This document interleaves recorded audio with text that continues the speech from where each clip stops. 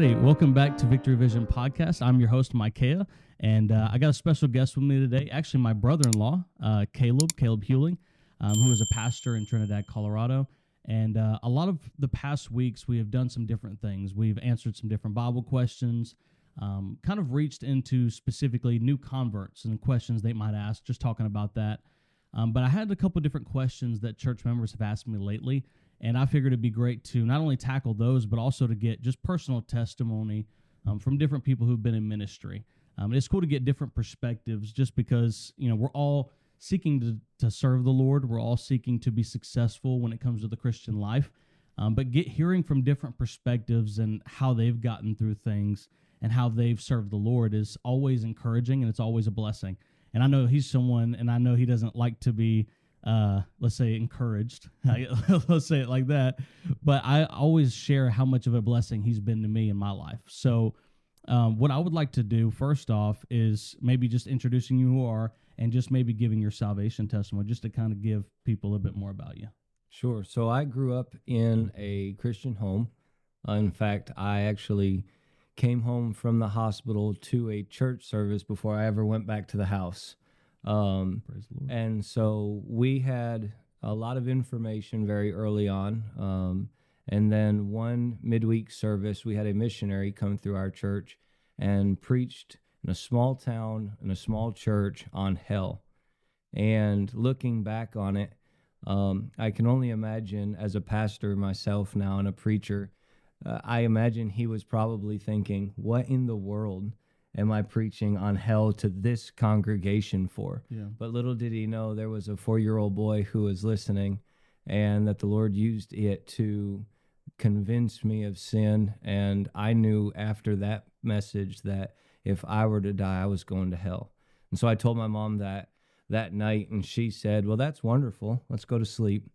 And so the next morning we got up, and it was actually my aunt's birthday, and so she was coming over, and I wouldn't let it go. I told my mom over and over again, I've got to do something about this. And so my mom was sitting there at the table with my aunt and was trying to get some advice from her. What do we do? And so long story short, my aunt took me up into my mother's bedroom and opened her Bible and just showed me what it was to believe on the Lord and trust in his death, burial, and resurrection as the payment for my sin. And so I got saved at a very early age, was called to preach early.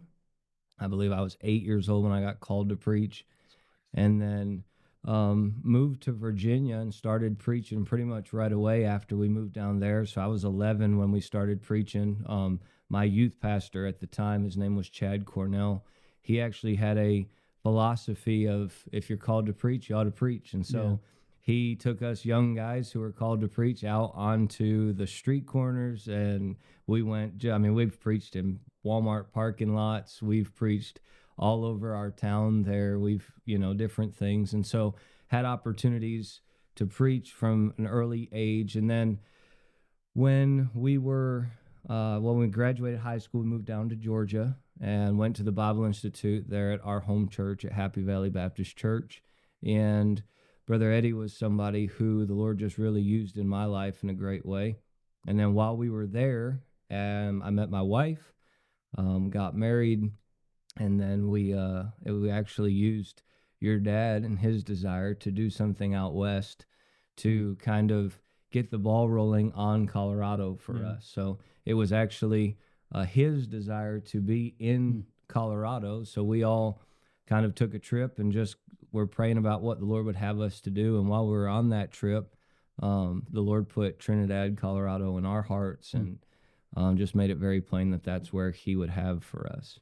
And you've been pastoring for, I know it's been was it just the 10-year anniversary this past time? So we moved out to Trinidad in 2012, so it's been 12 years now. 12 years, that's awesome. Yep. So I know in 12 years of ministry, I mean, you can be in for 1 year of ministry and have hard times. You could deal with crazy people, and ministry would be great without people for sure. But it's also great with them as well, because there's some people that are just absolutely crazy sometimes.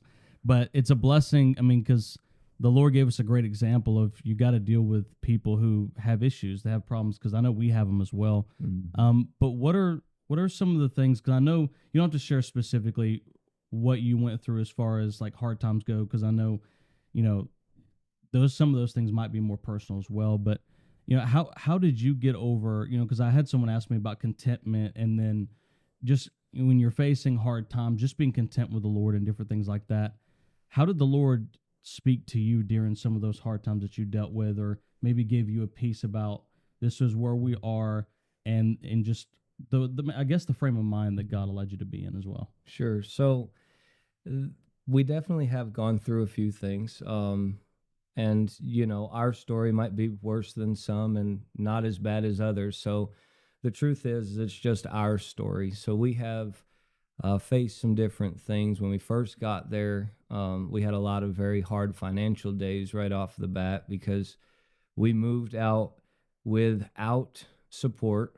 We thought we were going to be able to work remotely, well, the job that we had, and after 2 months, that job fell through, and so we wound up without work in a town that was hurting economically. This was 2012, and they had just seen a huge layoff in the energy industry there, and we're an energy town, and so everybody's looking for work. I mean, I went to a job application test for the city one time, and it was for a laborer's position, just a bottom rung position, and there were 30 plus men in there applying for this one position, and I was one of the younger guys.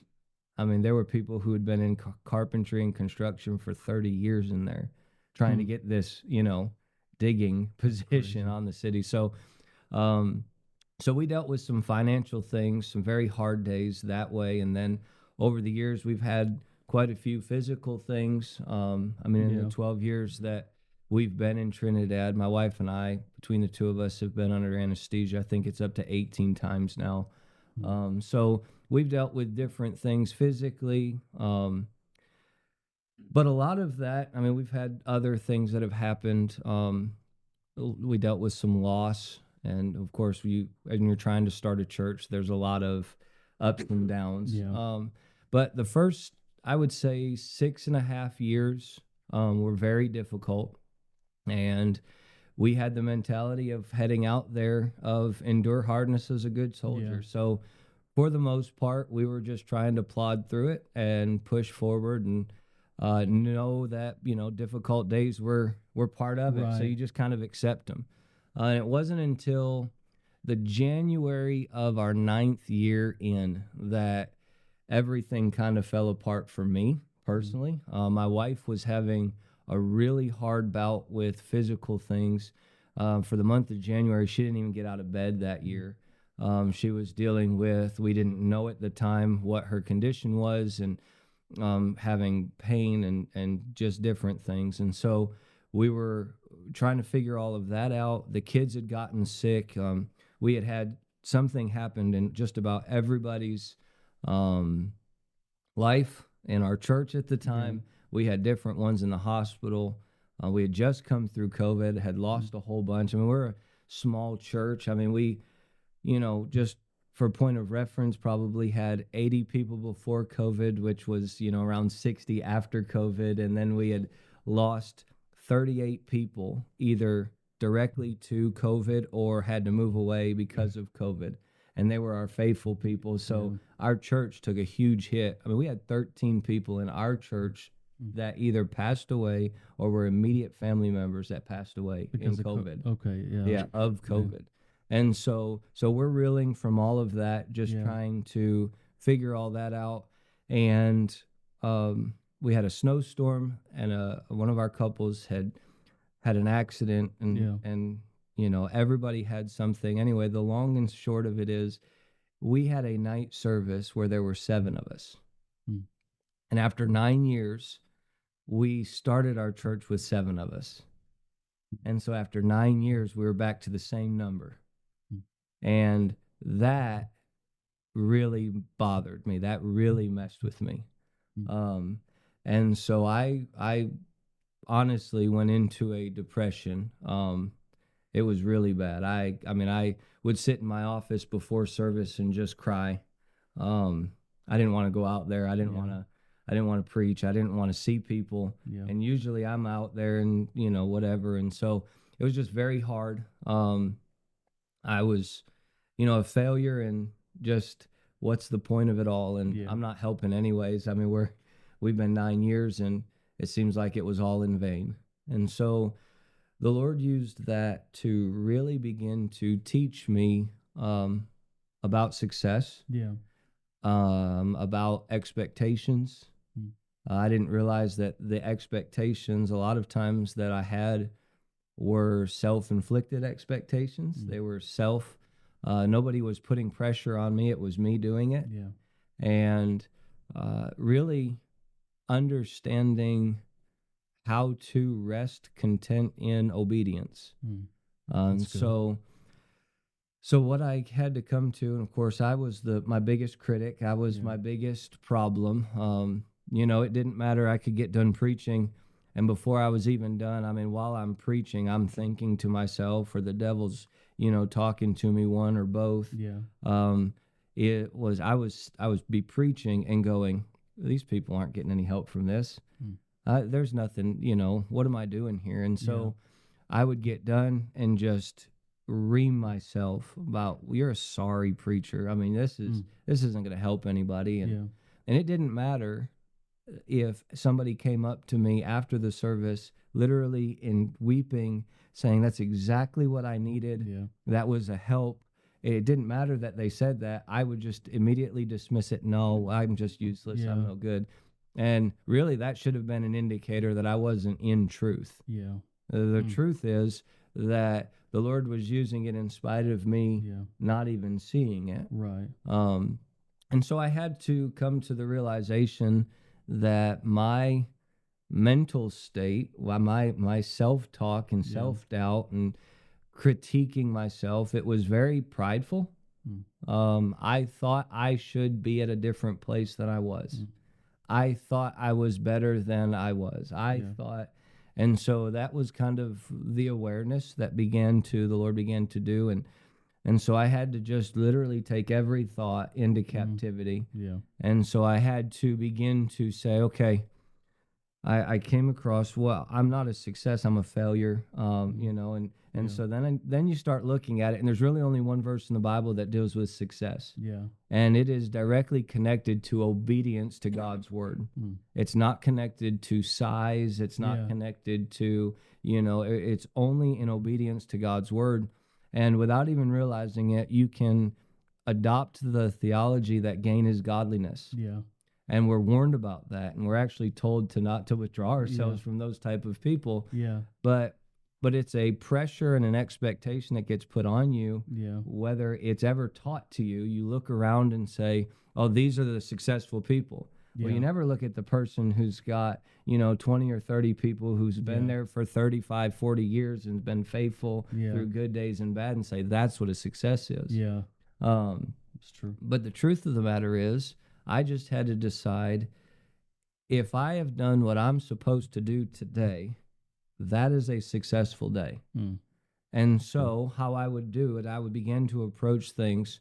I would get in the pulpit and say, have I studied like I'm supposed to? Yeah.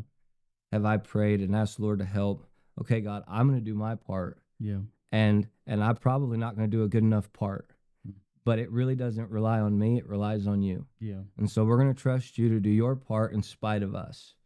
And so we'd stand up and preach, and then we'd get done. And I mean, immediately after, before I even shook a hand, said hello to anybody, I would tell myself, have I done what I was supposed to do? I believe I have. Okay, success. And so I had to start reshaping the way I thought. Yeah. Before anybody ever said this was helpful, or I don't even understand what you preached tonight. Yeah. It didn't matter about the response. It didn't matter about who was there to hear it. It was just a matter of, have I been obedient to what I was supposed to do? And pretty soon, after instituting that into my thought process, well, then you can rest content in knowing I've done what I'm supposed to. I like that. And it's up to him to decide if there's results that I see or not. Right. And that coincided. It was actually shortly afterward. Someone who meant a whole lot to me as a teenager, his name was Hal Roscoe, passed away. And Brother Roscoe had a youth conference every year in February, the Youth Ablaze in Western New York. And, my aunt and uncle went to his church for several years, and I had spent some time at his church. And his church was a small church. Yeah. They'd gone through a lot over the years with buildings and different things that they dealt with, and setbacks and splits and whatnot. Yeah. And if you went into his church, you'd never realize the impact that man had across the country. And so I was starting to think about it. At the time, I'm looking back going, that youth rally, that youth conference was so instrumental in my life. It's where I met Brother Eddie. It's where I met my pastor. And it's crazy. And it's the youth conference, or the Youth Ablaze, was where God used that meeting to get me to Happy Valley. Yeah. Brother Eddie asked me to come down there at Youth Ablaze. And that's where I saw what it was to be preaching in the power of God from my pastor, and go, okay, that's what I am. Yeah. That's what I want to be. Yeah. And so he just had used that in so many ways in my life. Yeah. And now I'm sitting here in Colorado going, wait a minute, how long ago was that? And I went, I haven't been to a Youth Ablaze in almost 20 years now. That's crazy. It's been 15 years. Youth Ablaze doesn't know I exist. The people who are coming this year aren't expecting me. But that youth conference was so instrumental to my life. And without Brother Roscoe's influence in doing that, there's no telling where I'd be. And so I got to thinking, I wonder how many of us there are across the country.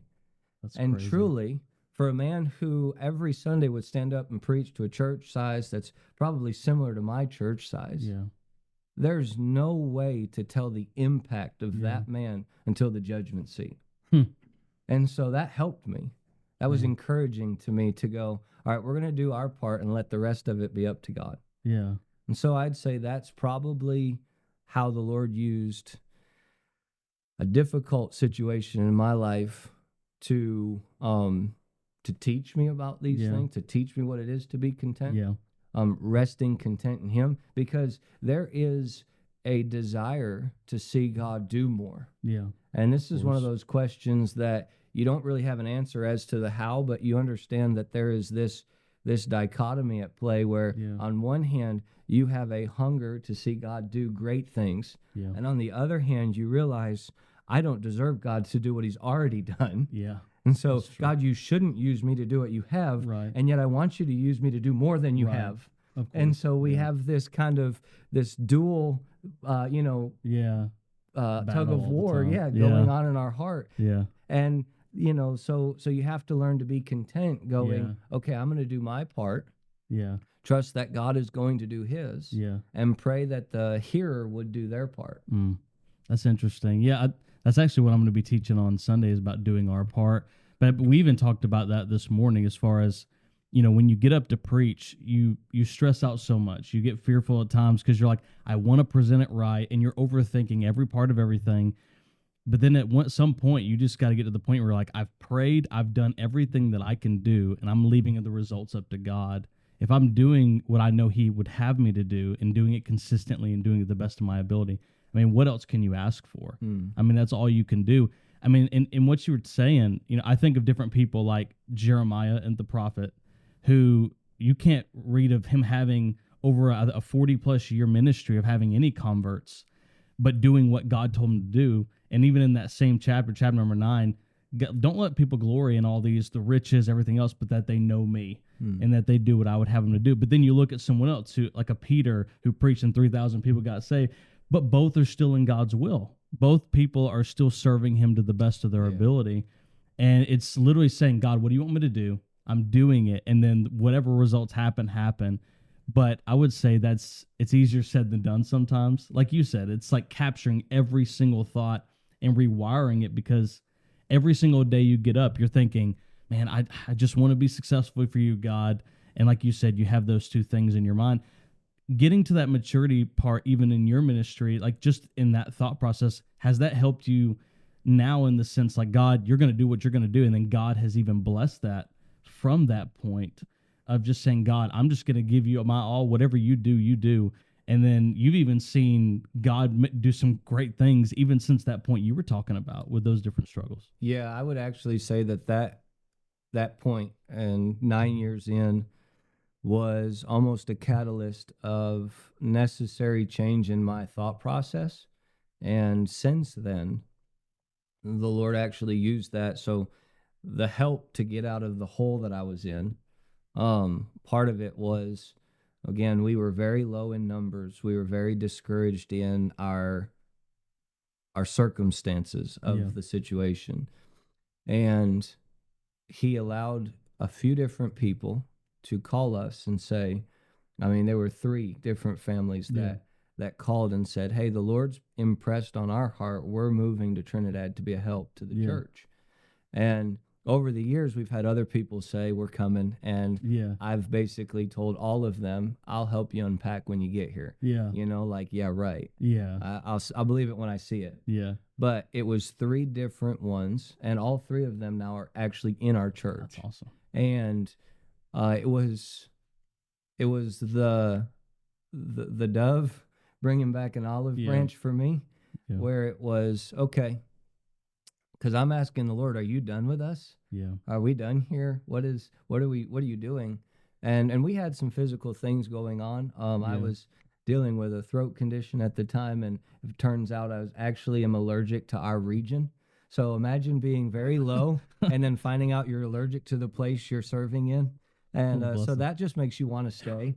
Right? I mean, you know, and then your wife's dealing with physical things anyway. So it was just all of that was piled on.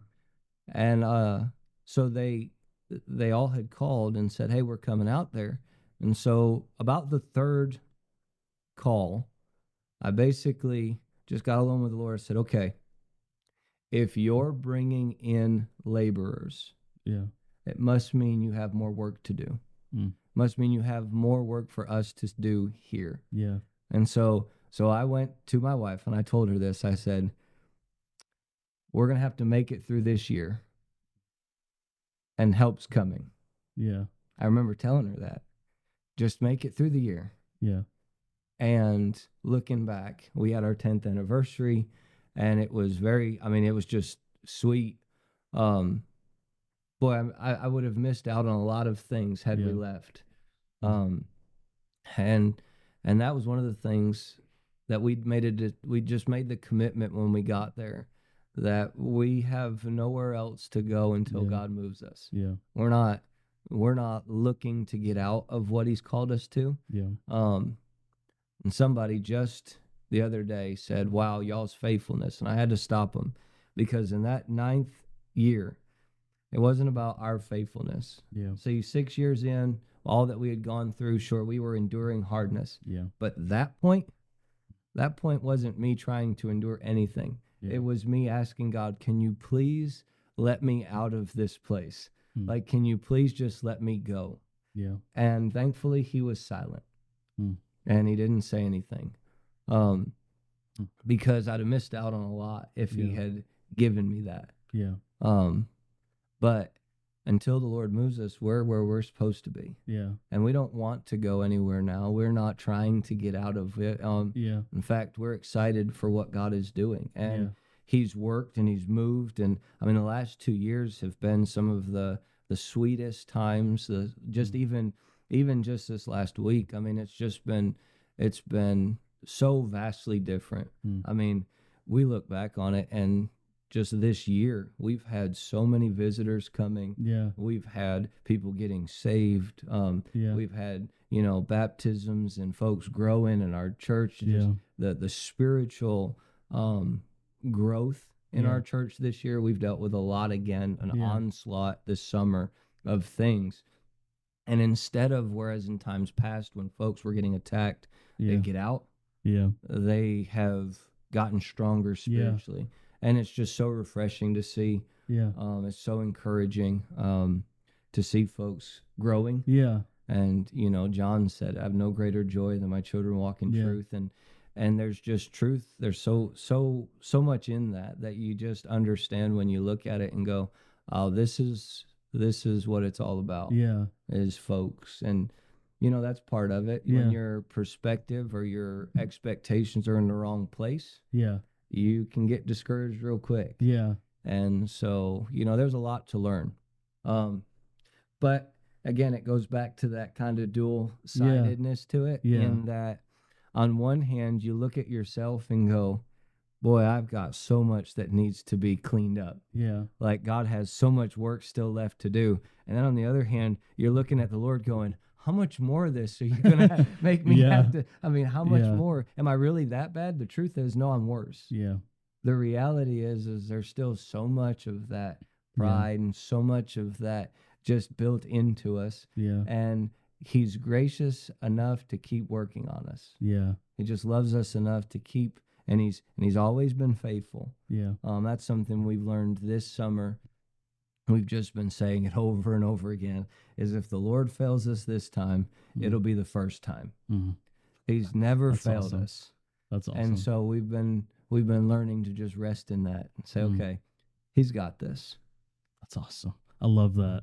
So you would say to people, not only in your circumstance, looking at what God's already doing in your life, just because of his grace and his mercy of everything you already have right now in your circumstance, but also continuing to stay faithful, because there's things that God's going to allow you to see that you would never see had you quit and had you given up. Absolutely. I think you can look at the psalmist and see that there's a real clear pattern that he would use in this, and that is when we get so focused on our circumstance, and he'd always bring it out. He could have a hard time in his life that's in the passage, and you see it there, and you go, man, he's running, somebody's coming after him.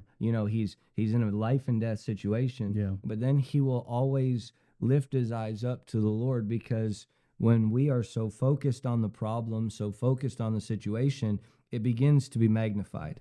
It begins to, we think it's bigger than it really is.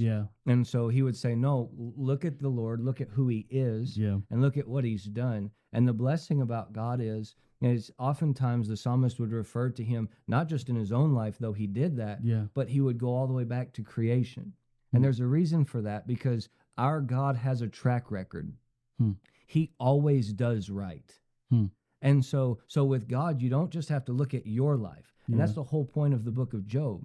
James says, we have seen the end of the Lord, that he's very pitiful and of tender mercy. Okay, so we don't have to wonder, what is this going to look like? God has a track record. And his track record is he's always done right by everyone who he's ever done. Because he is good and doeth good. And so as we begin to look at him, all of a sudden, what we're facing looks smaller and smaller and smaller, because he's so great. And even when you don't see the greatness in your life, you can see it in his history, and you can trust that. Always looking at his promises, learning to, and I think even just being content and continuing to go through those hard times just shows you every single time, I can trust the Lord. You learn it at a new level. Man, that's awesome. And I know it's hard in the situation to say, I got to keep pushing because God's got a greater plan. And I'm sure, too, working on it, which I know we got to wrap up soon, but working to manage even the emotions of, man, what I'm feeling right now is just so hard, God, or what are you even doing? And then when you get to the other side of it, you're like, okay, I see what he was doing. It's amazing what God's doing. Exactly. The psalmist said, at what time I am afraid, I will trust in thee. So it's not about, I'm not afraid. No, it's when those fears come, that's when you have to decide, are you actually going to have faith or not? Are you actually going to believe him when it doesn't feel like it, when you can't see it, when it makes no sense, when it hurts even? And that's when you go, okay, God, you're right. You've never done wrong. And so we're just going to believe you that you know what this is, and you can do what's good out of this anyway. What was so amazing is, and I was doing my Bible reading this morning, and seeing Jesus in the Gospels, the way he dealt with people is just tremendous. Like, it was just awesome. And to see people coming to Jesus, they're struggling. Like, my child has died, all these things have happened, and they're very fearful. They're just they're panicking, running to the Lord, but they're like, Lord, I know you can do something. I have guards that can go here. They do. God, you could just command it and it'll be done. And for Jesus to get so excited, man, what faith! Like to see this faith and to see that Jesus looking at someone's faith, that they're trusting in him, it just thrills his heart to say they're relying on me and they trust me that I can come through for them. And for us to be in our situation, to look at God and say, Lord, I trust you. You can do anything. You move mountains. You can do whatever you want to do. Lord, I know you can do something in this situation. And for him to say, man, what faith? Like, I'm going to honor that. Like, for them to have faith in me. And when it comes down to it, faith and fear are both believing in an outcome that has not yet happened. And it's like choosing, okay, am I going to be fearful and say, okay, what am I going to do? What if this doesn't work out? But choosing to say, God, I trust you and I'm going to rely on you because I know your plans are going to be best. No matter what happens, whatever the results are, I'm just going to trust in you, which is easier said than done, but it always works out in the end. Sure. So, man, that's awesome. So there you have it as far as contentment goes. And whatever situation you're in, I know there's some different people who ask the question, but I know in different paths of lives, whether you're a mother or father, you're at a job site, you're in ministry, I know we can all get caught up in just a mindset of, am I making a difference? What is God doing? But learning to do what God is telling you to do and learning to have faith in him and trusting in him that he's going to bring you through to the other side of what he's going to do. So thank you so much for tuning in today. Thank you so much for joining me. This was a help to me, if not anybody else. It was a huge help to me. And hopefully it was a blessing to you. Please share this with someone else. And we look forward to jumping back on here again next time. Thank you so much.